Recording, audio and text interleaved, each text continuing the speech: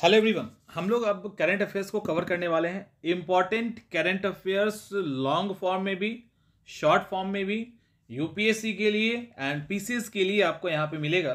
और सारे current affairs को हम यहाँ पे कवर करने वाले हैं एक एक करके करंट अफेयर्स। और करंट अफेयर्स की जो क्लास है वो कल से आपको 11 बजे मिल जाएगी। तो 11 बजे हर रोज आप करंट अफेयर्स देखेंगे।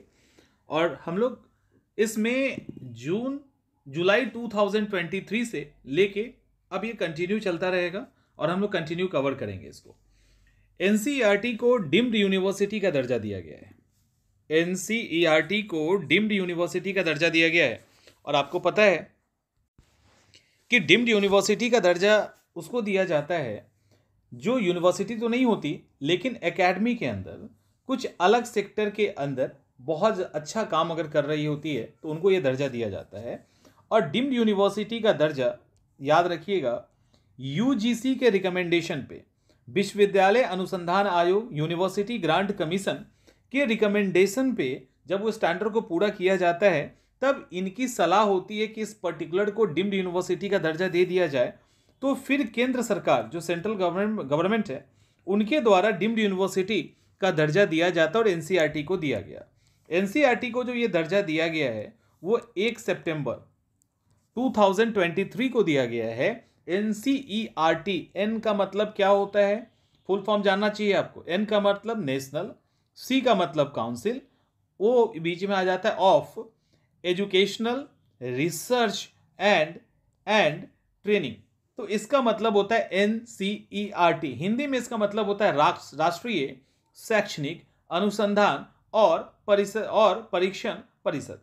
अब एक चीज ध्यान रखना, इस एनसीईआरटी को जो है ना डी नोवो, ठीक से देख लीजिए, डी नोवो ऐसे लिखा जाएगा। डी नोवो वाली श्रेणी में, उस रेंज के अंदर इनको यूनिवर्सिटी का, डीम्ड यूनिवर्सिटी का दर्जा दिया गया है। अब आपके मन में आएगा ये डी नोवो क्या होता है। देखो, डी नोवो ऐसे ऑर्गेनाइजेशन को कहा जाता है जो नॉलेज के सेक्टर के अंदर कुछ अलग तरह से काम कर रहे हैं, रिसर्च कर रहे हैं, एजुकेशन का काम कर रहे हैं और माने शिक्षा फैलाने का, उसको बढ़ाने का काम कर रहे हैं, तो उसको हम डी नोव संस्था कहते हैं। तो इस तरह से डीम्ड यूनिवर्सिटी का दर्जा इनको दिया गया। अब डीम्ड यूनिवर्सिटी का दर्जा देने से इस एनसीईआरटी को क्या फायदा है? इस संस्थान को फायदा यह होगा कि यूनिवर्सिटी तो ये नहीं है, लेकिन यूनिवर्सिटी के अकॉर्डिंग ही एकेडमिक दर्जा इनको दिया गया है। उसके कारण उसको कुछ स्पेशल पावर मिल जाते हैं जिससे एकेडमिक एक्टिविटी के अंदर अलग अलग चीज़ों को ये परफॉर्म अब कर पाएंगे। तो एनसीईआरटी को डीम्ड यूनिवर्सिटी का दर्जा देने का पूरा फैक्ट हो गया। ध्यान रखिएगा, यूजीसी के रिकमेंडेशन पे केंद्र सरकार के द्वारा दिया जाता है। डीम्ड यूनिवर्सिटी का दर्जा देने के बाद वो जो ओरिजिनल यूनिवर्सिटी तो नहीं, लेकिन उसके जैसा एकेडमिक काम वो कर सकती है। इवन एकेडमिक जो क्लासेज है कुछ पर्टिकुलर सेक्टर में वो भी चलाया जा सकता है। पहला हो गया। दूसरा देखिए, मिथुन। मिथुन एक जानवर है। मिथुन को अब खाद्य पशु यानी इसको आराम से खाया जा सकता है, ये दर्जा दे दिया गया है मिथुन। और ये कब दिया गया? ये दिया गया 1 सितंबर को। इसके अंदर हम लोग सितंबर अक्टूबर को देख रहे हैं। और ये जो दर्जा है ये फसाई के द्वारा दिया गया, FSSAI, भारतीय खाद्य संरक्षा और मानक प्राधिकरण। एफ का मतलब होता है food safety and security, food safety and standard authority of India. इसके द्वारा इसको, मिथुन को, खाद्य पदार्थ के रूप में दर्जा दिया गया। इतना ही नहीं, अब ये जब मिथुन का मांस बिकेगा, किस नाम से बिकेगा? किसी को पॉर्क कहते हैं, किसी को मीट कहते हैं ना, तब इसका मांस, इसका नाम किस नाम से इसका मांस बिकेगा? तो इसका जो नाम है उसके लिए एक वर्ड यूज किया गया है, दैट इज विशी। इसको विशी कहा जाएगा। हिंदी में अगर इसको लिखा जाए तो इस तरह से ये लिखा जाएगा, विशी। तो ये विशी के नाम से अब बिकने वाला है। इंपॉर्टेंट फैक्ट हो गया ना। अब देखो, इसके अलावा ये जो मिथुन है इसमें एक और है कि मिथुन को लेकर आपको मालूम है कि जो मिथुन के लिए ICAR की अलग से राष्ट्रीय मिथुन अनुसंधान केंद्र है, अलग से नेशनल मिथुन रिसर्च सेंटर है। और ये नेशनल मिथुन रिसर्च सेंटर कहां पे है? नेशनल मिथुन रिसर्च सेंटर कहां पे है? तो ये जो नेशनल मिथुन रिसर्च सेंटर है ये नागालैंड में है। ठीक है, क्योंकि मिथुन नॉर्थ ईस्ट के अंदर बहुत मिलता है, तो नागालैंड के अंदर है। इसके साथ ही फैक्ट और क्या है, इसके साथ फैक्ट ये है कि ये जो मिथुन है इसको लेकर हर साल अब हर साल 1 सितंबर को मिथुन दिवस मनाया जाएगा। इतने सारे फैक्ट्स हो गए, मिथुन दिवस मनाया जाएगा। इसके साथ ही मिथुन को domestic animal diversity information system के डेटाबेस में भी डाला गया है, यानी अब घरेलू पशु विविधता सूचना प्रणाली के अंदर इनका पूरा डाटा होगा। अभी की फैक्ट की अगर हम बात करें तो लगभग 3.8 लाख 3.8 लाख के आसपास जो मिथुन है वो भारत के अंदर है। ठीक है, टोटल संख्या। और इसमें नॉर्थ ईस्ट के अंदर अधिक मिथुन पाया जाता है, लाइक अरुणाचल, नागालैंड, मणिपुर, मिजोरम। और उसमें भी जो अरुणाचल प्रदेश है इसमें मिथुन की संख्या नॉर्थ ईस्ट में सबसे अधिक है। मिथुन को कई अलग अलग नामों से भी जाना जाता है। जो मिथुन है आप देख रहे हैं कैसे मुंह चिढ़ा रहा है, देखो अब इसको लोग खाएंगे भी। मिथुन को पर्वतों का पशु, कैटल ऑफ द माउंटेन भी कहा जाता है। मिथुन को मेनली जंगली गौड़ जो होते हैं ना, उसका ही पालतू रूप माना जाता है। नॉर्थ ईस्ट में बहुत अधिक है। तो ये सारे फैक्ट्स इससे रिलेटेड हैं। इतना काफ़ी है, इतने से काम चल जाएगा ना। चलो आगे चलते हैं। नारी शक्ति वंदन अधिनियम, चलो आगे ना।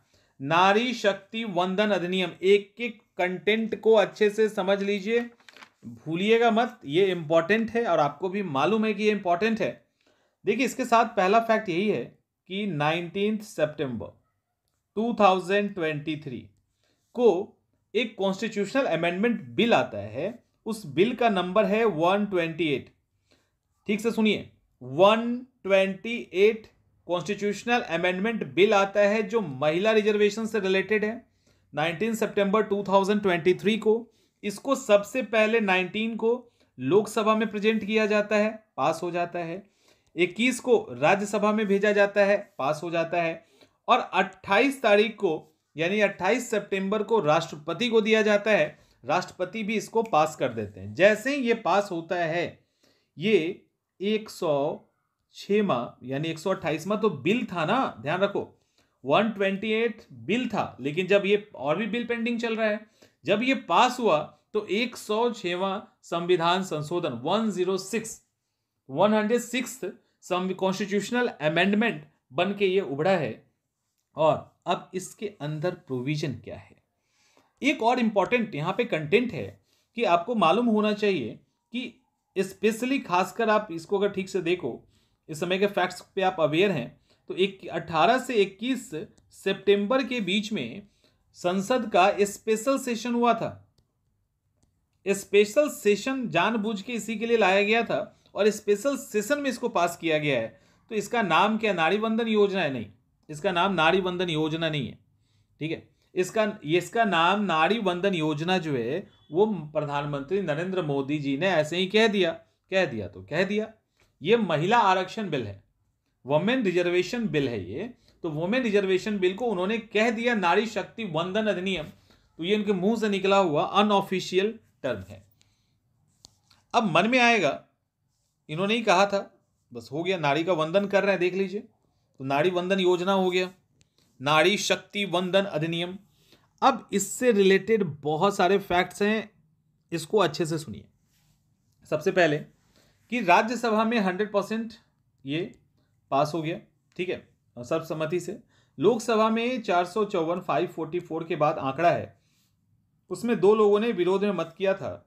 एक AIMIM के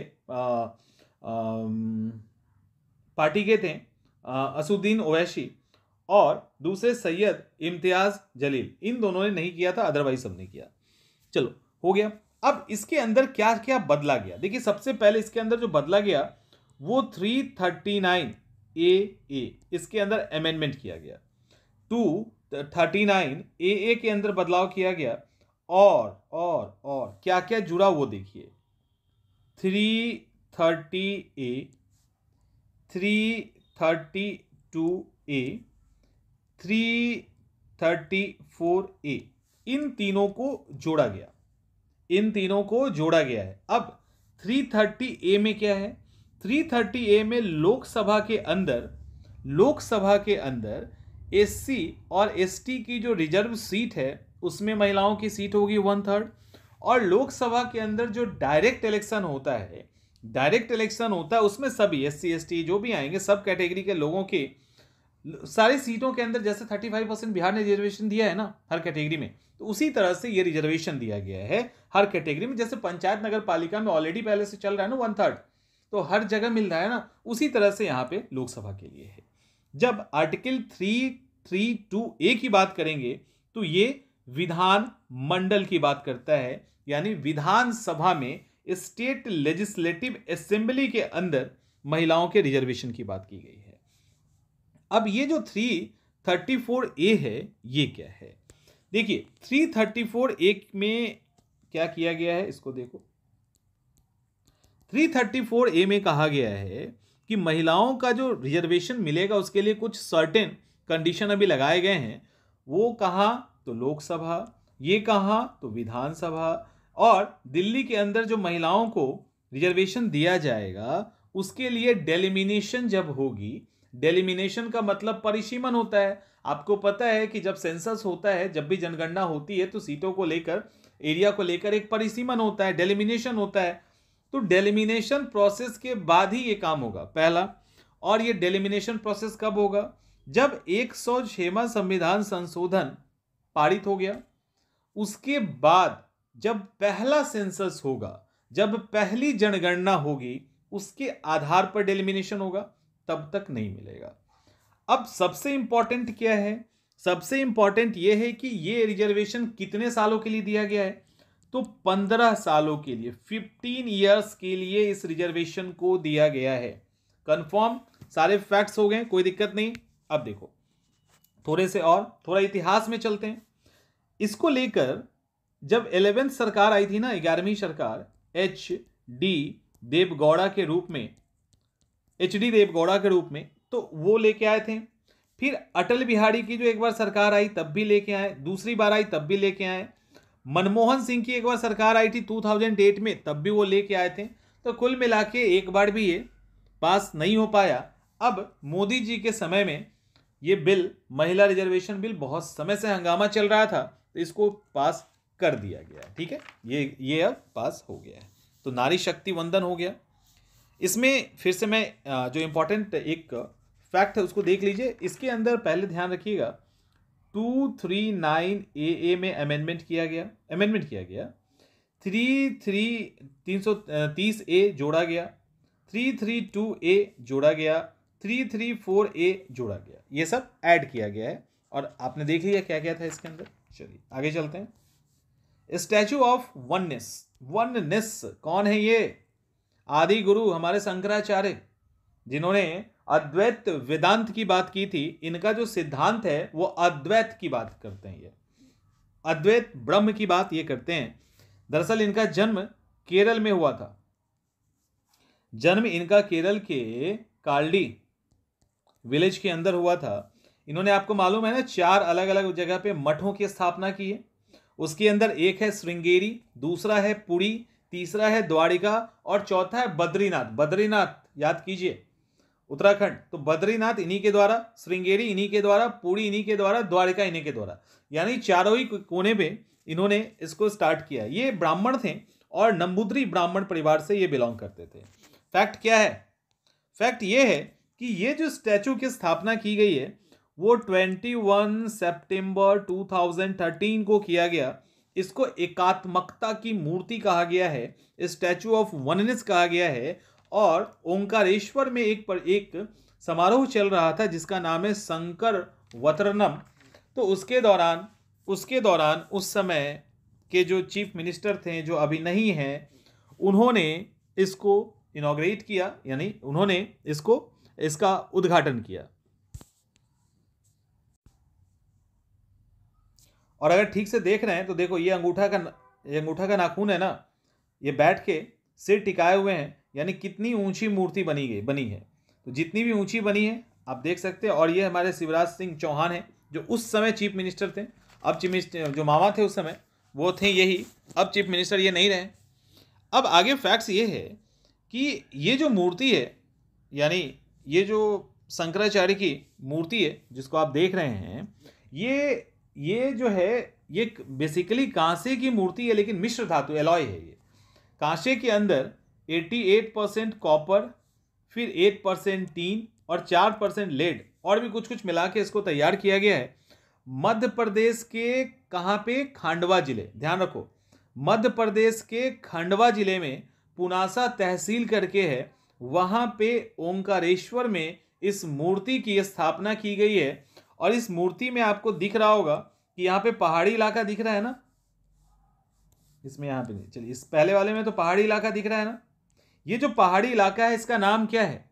इसका नाम है जो इस पर्वत पे इसको स्थापित किया गया है उसका नाम है मंधाता माउंटेन।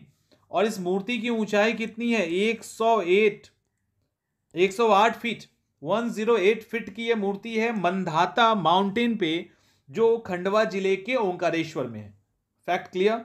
चलो, और इस मूर्ति का जो स्टाइल है वो देखिए, ये देखिए मूर्ति का जो स्टाइल है वो चलने वाला स्टाइल है, यानी कदम बढ़ गया। देखो एक पैर यहां है ना, एक पैर पीछे है, तो एक कदम यहां है और एक पैर पीछे, इसका मतलब ये आगे की तरफ चल रहे हैं। तो चलने वाले स्टाइल में ये मूर्ति बनाई गई है।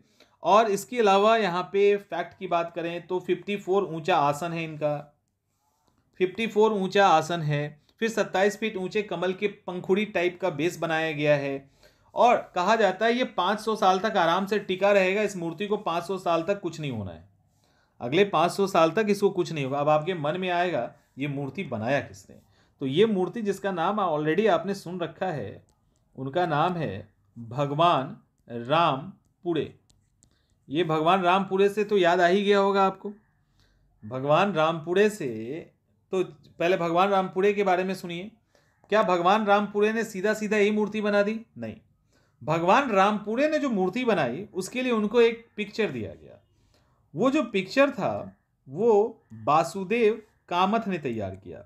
उसके दिमाग वासुदेव कामत के दिमाग की ये उपज है, तो इन्होंने इसको पिक्चर फॉर्म में ढाला और बाद में भगवान रामपुरे ने इसकी मूर्ति बना दी। तो इस तरह से आपको पता है स्टैचू ऑफ यूनिटी भी गुजरात के अंदर ही है। तो ये फैक्ट है किससे? स्टैचू ऑफ वननेस से। शॉर्ट में बात करते हैं, 108 फीट ऊंचा है, मंधाता पर्वत, खंडवा जिले मध्य प्रदेश में स्थापित है, चलने की मुद्रा में है, कांच से मिश्र धातु से बना हुआ है, अद्वैतवाद के शंकराचार्य को समर्पित है, 500 साल तक बचेगा। भगवान रामपुरे ने इसको बनाया है।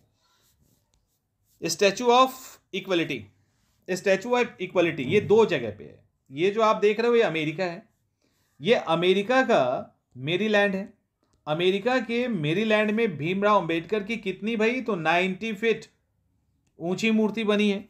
और इतनी बड़ी मूर्ति भारत के बाहर इनकी नहीं थी, ध्यान रखिएगा, इतनी बड़ी मूर्ति भारत के बाहर इनकी नहीं थी।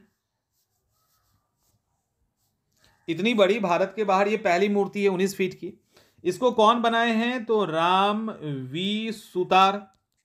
और ये राम वी सुतार ही हैं जिन्होंने गुजरात में दुनिया की सबसे ऊंची 182 मीटर स्टैचू ऑफ यूनिटी बनाया, वल्लभ भाई पटेल वाला।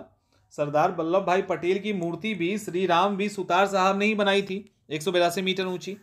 और अब आप कहोगे कि ये इसका डिजाइन देखिए, देख रहे हैं हाथ बढ़ाने का, ये एक्चुअली रेप्लिका है। ये रेप्लिका है। रेप्लिका कहने का मतलब ये है कि ये जो मूर्ति है ना, ये जो मूर्ति है वो तेलंगाना में, ये देख रहे हैं आप, तेलंगाना में इस मूर्ति को बनाया गया था। तो तेलंगाना में अप्रैल 2023 में ही वहाँ के मुख्यमंत्री थे उस समय चंद्रशेखर राव, उन्होंने इस मूर्ति को बनवाया था, इनॉग्रेट किया था। और इस मूर्ति की ऊंचाई 125 फीट है। एक्चुअली इसी मूर्ति की ये रेप्लिका है, यानी प्रतिकृति है, जो हैदराबाद में लगा है। ये देखिए हैदराबाद में लगा है, हाथ का डिजाइन देखो, इसको देखो, ये हैदराबाद वाला है। और यहां पर देखिए, तो ये फैक्ट है। तो फैक्ट फटाफट क्या है? फैक्ट 19 फीट की है, मेरीलैंड अमेरिका में, दुनिया में भारत के बाहर सबसे ऊंची मूर्ति है। हैदराबाद स्थित अंबेडकर की विश्व की सबसे ऊंची प्रतिमा, अंबेडकर की दुनिया की सबसे ऊंची प्रतिमा की रेप्लिका है। और राम वी सुतार साहब ने इसको बनाया है। इसके बाद गंगा का डॉल्फिन, गंगा के डॉल्फिन को भी हम लोग एक एक करके देख लेते हैं। अभी उत्तर प्रदेश ने क्या किया, गंगा के डॉल्फिन को उन्होंने अपना राज्य का जो है जलीय जीव घोषित कर दिया। चलो ठीक है भैया, कर दिया आपने। कब किया है? अक्टूबर 2023 में। ये देखने में कैसा लग रहा है? देख रहे हैं, ये चोंच जरूर निकला होगा इस डॉल्फिन का, आंख बस कहने के लिए है, दिखता उखता नहीं है कुछ। डॉल्फिन, ये देखिए, ये जो गंगे डॉल्फिन है इसको हम लोग एक बार देखते हैं। एक्वा जीव घोषित किया है उत्तर प्रदेश ने अक्टूबर 2023 में राष्ट्रीय। और इतना ही नहीं, इसको ऑलरेडी पहले से ही नेशनल एक्वेटिक एनिमल के रूप में भारत ने 2010 में ही एक्सेप्ट कर लिया था। सुनिए, अच्छे फैक्ट्स देखते चलो। इसके बाद असम की सरकार ने भी 2008 में ही गंगा नदी के डॉल्फिन को अपना स्टेट एनिमल घोषित किया था, स्टेट एक्वा एनिमल घोषित किया था। इसके अलावा पंजाब की जो सरकार है, पंजाब, उसने सिंधु नदी में जो डॉल्फिन मिलती है ना, उसका टाइप अलग होता है, अभी हम लोग देखेंगे, उसको एक्वा एनिमल घोषित कर दिया था। उत्तर प्रदेश, उसके तो ये सब फैक्ट्स हैं। मछली की बात करें तो अभी बिहार ने देसी मांगुर को घोषित किया, उत्तर प्रदेश ने राज्य मछली के रूप में चितला को घोषित किया है। तो ऐसे करके अलग अलग। अब इसके बारे में थोड़ा सा हम जान लेते हैं कि ये जो है वो IUCN, ठीक से देखिए, IUCN की रेड लिस्ट के अंदर है, IUCN के रेड लिस्ट के अंदर है, यानी ये इंडेंजर्ड स्पीसीज है, यानी संकटग्रस्त श्रेणी के अंदर है, पहला।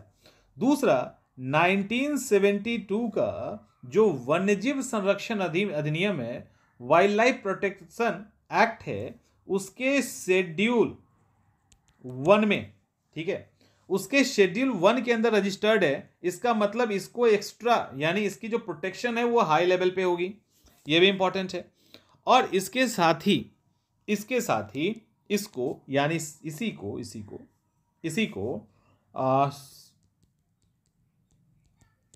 साइट्स, यानी convention of international trade in endangered species of wild fauna and flora के अपेंडिक्स, जिसको परिशिष्ट कहते हैं, अपेंडिक्स 1 के अंदर भी ये रजिस्टर्ड है।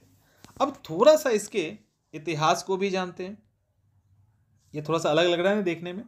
देखिए, इसका अगर हम वैज्ञानिक नाम की बात करें तो देखो, वैज्ञानिक नाम है प्लेटेनिस्टा, एक हो गया। दूसरा गैंगेटिका। तो इसका नाम है, इसका अगर साइंटिफिक नेम की बात करें जो आपको याद रखना है, वो है प्लेटेनिस्टा गैंगेटिका। ये जो डॉल्फिन है, देखो ध्यान रखिएगा, पूरी दुनिया में डॉल्फिन नॉर्मली समुद्र में मिलती है, आपको पता है, डॉल्फिन सामान्यतः समुद्र के अंदर मिलता है। पूरी दुनिया में डॉल्फिन की मात्र 4 ही स्पीसीज है, 4 ही प्रजाति है जो मीठे पानी में, यानी फ्रेश वाटर में रहता है। तो एक तो हो गया हमारा ये, एक तो ये चोंच निकला हुआ जो गैंगेटिक है, जिसको अभी इन्होंने लिया है। और उसके बाद 3 और है ना, तो एक 3 के बारे में कहा जाता है। इंडस की बात की है ना, अभी पंजाब ने इंडस नदी के डॉल्फिन को लिया था, तो इंडस नदी में एक डॉल्फिन पाई जाती है, उसका नाम है भूलन। इस भूलन को पंजाब ने क्या किया, अपना स्टेट एक्वा एनिमल घोषित किया, भूलन। एक और है जो अमेजन, दक्षिण अमेरिका, याद कीजिए, अमेजन में पाया जाता है, उसका नाम है बोटो। एक और है जो चीन के यांगत्जे नदी में पाया जाता है, जिसका नाम है बैजी। तो ये सब जो है ना, सब डॉल्फिन की प्रजाति है। खैर, अब हम लोग अपने वाले पे आते हैं। पहले इस पे, एक तो सिंधु वाली है ही है, जिसको भूलन कहते हैं। अब इसकी अगर हम बात करें, एक मिनट, ठीक है, अब इसकी अगर हम बात करें गैंगेटिक का, प्लेटेनिस्टा गैंगेटिका का, तो ये इसके बारे में कहा जाता है कि गंगा नदी के अंदर जो डॉल्फिन होती है, खास करके उसको टाइगर ऑफ द गंगा कहा जाता है, टाइगर ऑफ द। और ये पता है मैमल है, ये स्तनधारी है, ये मैमल श्रेणी के अंदर आता है। और ये आंख आपको दिख भी रहा है ना, लेकिन ये ब्लाइंड होते हैं, ये ब्लाइंड होते हैं। और अब सवाल है कि ब्लाइंड होते तो ये कैसे होता है? तो ये जो लोकेशन, इनको कोई अगर लोकेट करना है तो ये इको लोकेशन से इसको पकड़ते हैं। इको लोकेशन का मतलब ये एक साउंड निकालते हैं और वो जब रिफ्लेक्ट होकर इनके पास आता है तब ये ऑब्जेक्ट का या कोई शिकार है उसका पता कर पाते हैं। तो ये काफी अच्छा शिकार करते हैं उसी आधार पे, यानी अल्ट्रासोनिक साउंड वेव के आधार पे ये उसको निकाल कर उसके रिफ्लेक्शन, जब वो रिफ्लेक्ट होके आता है इनके पास, उसके कारण वो चीज जगह लोकेट करते हैं और इस तरह से शिकार करते हैं। तो ये है गंगेटिक डॉल्फिन से रिलेटेड आपके फैक्ट्स। इस तरह से गंगा में डॉल्फिन को गोता लगाते हुए आप आराम से देख सकते हैं। तो आज की करंट अफेयर्स इंपॉर्टेंट हम लोग डिस्कस कर चुके हैं। अभी ये सीरीज कंटिन्यू रहेगा। 11 बजे आपको हर रोज करंट अफेयर्स मिल जाया करेगा। अगर आपको 11 के पहले मॉर्निंग में चाहिए तो वो भी आप बता दो, हम मॉर्निंग में आपको करंट अफेयर्स दे देंगे। कोशिश करेंगे जो मॉर्निंग का करंट अफेयर्स हो वो डेली अपडेट पे हो। तो अगर डेली अपडेट पे करंट अफेयर्स अवेलेबल होता है तो वो हम करवा देंगे, और नहीं तो 11 बजे का करंट अफेयर्स जो रेगुलर वाला है वो चलता रहेगा। मिलते हैं